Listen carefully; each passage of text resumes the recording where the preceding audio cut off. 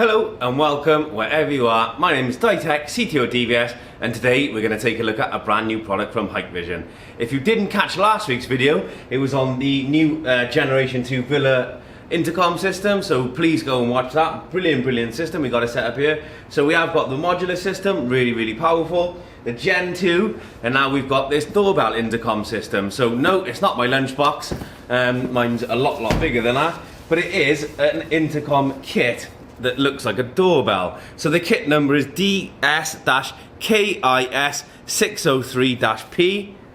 For those of you that want it, it's there, so you can go and read that. So the kit basically consists of this. You get your normal connection, so your fly leads, power, manual, programming card, drill template, etc. So it's all in there, so that's really important.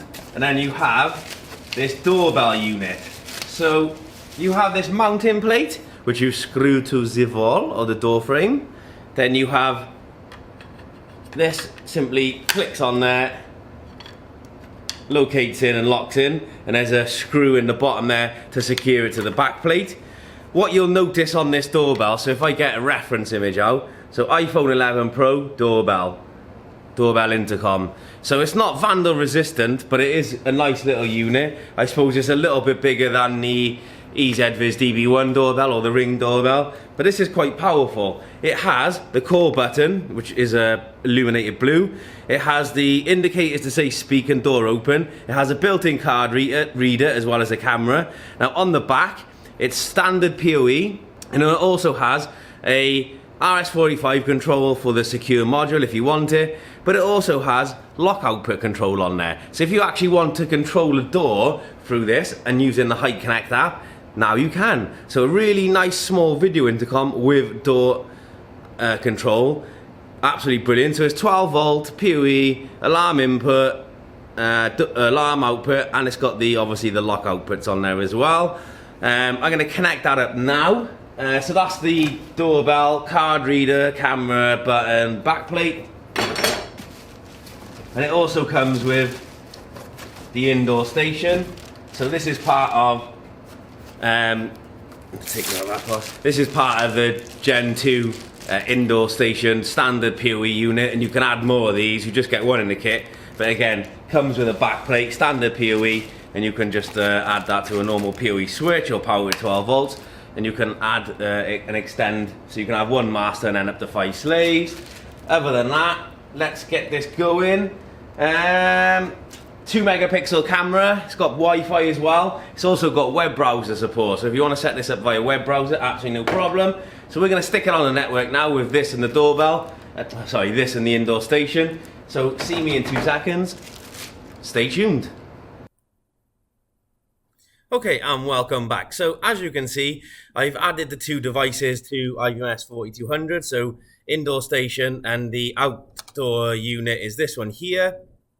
So again, it has web browser function. I can click remote configuration and it does open the web browser for me. I'll use Internet Explorer. Again, the only thing that you need to set on the indoor station via 4200, unless you do it on the local menu of the intercom, is simply remote configuration under intercom. So you've got all of the standard functions within the intercom system. The only ones you need to go to in reality are local networks. You can set that through SADP, but the linked network configuration is you have to point this to the main door station IP address. Now we do support SIP on this device as well as the master station. So that's the indoor station with the phone, so you can have either or you can point it to the IMS 4200 software and have that instead. Make sure this is set to Villa Station, so it's the V1, which it is, and click Save. The Hikconnect is enabled by default, and I've already added it to Hikconnect, and I'll show you the app functionality shortly. I've also added an IP camera to it, so it's as simple as adding it or click Edit, and then you can fill the details in there to the appropriate NVR, DVR, or IP camera directly. What you will notice is you put the IP address of the DVR, the RTSP port, username and password, and then channel. So I've selected channel 2, but it could be 1, 2, 3, 4, 5, 6, 7, 8, etc. Hike protocol or ONVIF.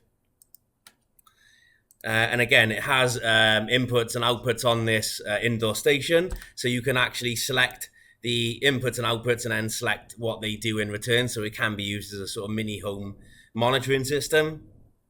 You can import ringtones, and information, intercom protocol. So if you're using SIP, you change it there. The relay functionality. So again, if you're using the relay functionality, you set the output dwell time, so how long the output's active on relay 1 or relay 2. And then call linkage. When an incoming call comes into the indoor station, then we can trigger one or both relays, and that could go to a flashing beacon or a sounder. So it really is a powerful system. So again, all of the standard functionality of the standard Gen 2 intercom system. Again, if I go to main view, I can actually view the camera. Oh, sorry, it's this one there. So you can see there, 2 megapixel camera, there's me. I can actually open the door again from 4200. So you hear that behind me, so that's complete, change stream, etc, etc. So again, you can add this camera to IMS 4200, a DVR or NVR that's compatible, so you can record the stream. Nice wide view, so it really is a lovely view for intercom purposes. So we'll just close that live view down, and we'll close that down. What we'll do now is open up the web browser, log in to the web browser of the Wi-Fi doorbell, intercom, whatever you want to call it. It's a combination of both, really. Again, live view through 4200, so you can see there. Hello. It does have Wi-Fi built in, so you can either connect it to a POE network or power it with 12 volts and connect it to Wi-Fi. So it is very, very flexible. So system settings, it is on the latest firmware as of today, but again, always check on the portal and update as necessary, and you can change your language there. DST, time settings, they can all be set from the front end. Maintenance, reboot, export, default, etc. Now your network, I've already set this, so here's my network settings, there's my port settings. My Wi-Fi, if I did have this connected to my Wi-Fi, I'd simply input the SSID password, and then the security mode would be that. And then connect, so that would then connect over the Wi-Fi, so it becomes a truly flexible system. And if you're using SIP, enable that and then fill in the appropriate details. I don't have a SIP server here. Our phone system is cloud-based, and therefore we don't have a SIP server per se to test with. Advanced settings, so FTP, so you can send the snapshots from the doorbell to an FTP server externally. And then you've got other, so master station IP address, SIP server, center IP address, and center port number. Again, the master station IP address could be the software or the indoor station with the phone. Video and audio, so it is a 2 megapixel camera, and it doesn't support H.265 currently, so just set the parameters as necessary. And then you've got the audio function, so input, output, and speaker volume. So let's turn that up a little bit. Image settings, so you can adjust some basic parameters for WDR, BLC, etc. And then OSD, so you can name it, set the date and time format, and drag it around the image where appropriate. On the event, we support motion event, and you can enable that if you require. And then, so it could be a notification to the app if somebody comes near the doorbell. Again, device event would be tampering alarm. If somebody removes it, or door open after timed out, and then you can notify surveillance center on those 2 events. Then the intercom, very, very simple to set. So default parameters, so the unit villa door station is 0, so that's the master station, and you can have subunits which would talk to that, which would then talk to an indoor station. So you could have more than one entrance point using that little device. Access control and elevator, so you could actually call an elevator using the RS-45 elevator module or the secure module, which we're not going to do.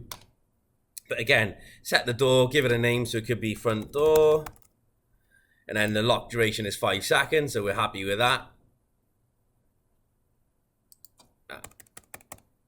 Front, let's call it that then, it was too long. Lock duration 5 seconds, but you could adjust it. If I want to issue a card, so I can actually take my card now, so my access control card, simplest way to do it, click issue card, take my card,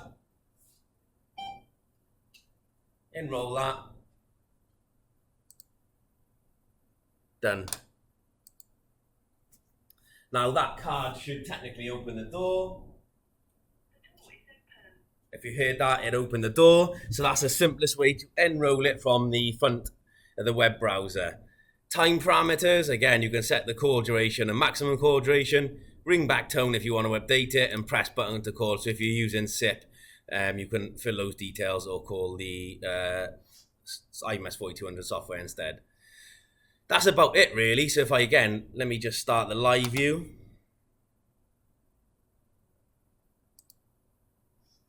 So you can see, I'll take this card. So it's a standard MyFair 1K Prox card. I'll present it to the doorbell. And that's my card. So you can issue the cards that way, nice and simply. I'm going to transfer you across to the app control now. So I'll show you the Hike Connect. So I'll show you it ringing the Hike Connect, show you the door unlock mechanism, and then obviously viewing an external camera. So give me 2 seconds. Okay, so I'm going to show you the app itself now. So we're going to open up Hike Connect app. It's very simple. So I've added it as a Wi-Fi doorbell system here, and that's what I've called it. So if I click on this main door station on the app, then it actually loads the view of the Wi-Fi doorbell itself, and then you've got some icons in here, so I can actually speak, open the door, etc. from here. On the bottom here, let me just get rid of this. On the bottom here, you'll see there's a lock icon. Press that, and it opens the lock directly from there. It also shows me the last people who have visited and called the app there. So if I click on that, if I add an SD card in the, or add it to a recorder perhaps, then I could do the playback. But again, a snapshot is really powerful. Again, you can do it by date as well, but I've only added it to the system today. The top 3 radio buttons at the top, click that and it gives you more options. So playback, share, settings, add icon descriptions, etc. Now, if I wanted to view a camera, I'd swipe right, and then that would load the appropriate channel on the NVR, and you could keep going through, and it would load the appropriate channel from the NVRs, DVRs that you've linked. Or I can just take a screenshot of that perhaps, because I want, for whatever reason I want to reference that. Now, for me to call the app, see this from the app directly, there's an unlock button, so I can press that. Confirm to open door, yes. So I might see somebody at the door, I don't need to communicate with them, so I can just open the door without having to initiate a call. I'm going to call the app itself now. So press the button. So you can see the app is calling, live view's loading, press open. You can hear me talking back and forth. There's going to be a little bit of feedback. If I wanted to, I can mute the speech there, and then it only comes through the app. Once I'm happy, and then that will unlock it for the allocated time. Once I'm happy with that, stop live view and hang up. And it really is as simple as that. So full app control, really simple to use, really cost-effective system. So 12 volt or POE on both with Wi-Fi. It's not vandal resistant, but again, it does give an absolutely fantastic 2 megapixel wide image. It's a great alternative to other doorbells out there that may have app control. Like we have a doorbell that has app control with Wi-Fi, but it doesn't have the door output control. So if you want something a little bit extra to control the door, it may be a garage side gate, it may be a front door of your property perhaps, then obviously this could be a great cost-effective alternative with access control and the ability to open the doors through Hike Connect. Hope you enjoyed the video. Don't forget to like, share, subscribe, comment. Stay safe, stay tuned, stay subscribed. Lots of content to follow. We'll see you next week for another how-to video. Thanks all.